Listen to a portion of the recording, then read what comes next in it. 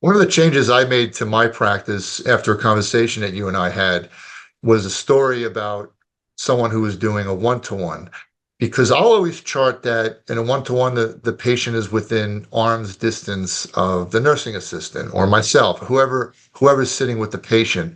And you had mentioned that it needs to get more specific than that. And I thought this was a great example of making sure that what is happening is actually being documented. Can you just go into that real quick?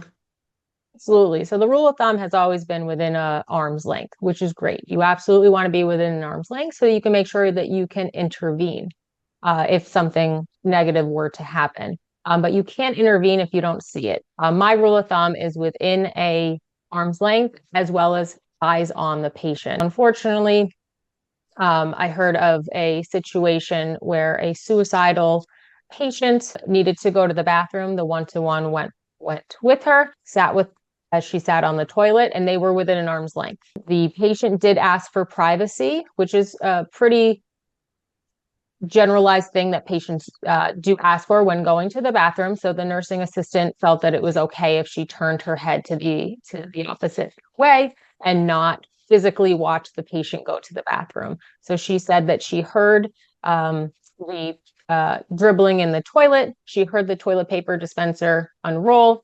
She heard the flush, and she went to help the patient wash her hands. As the patient was washing her hands, she put water into her mouth, which was strange because that's not a thing that you do. And then unfortunately, the patient passed out. While they called the rapid response and the code blue, it was determined that the patient had taken the toilet paper and stuffed it up her nose and also stuffed it down her throat.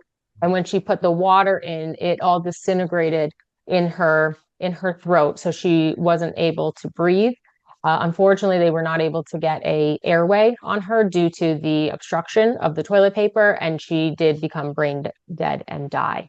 I like to tell this story just to really show nurses and one-to-ones that you have to be within an arm's length and have your eyes on the patient. We never know if the patient is trying to harm themselves, if they're trying to harm us, and we want to be there to intervene.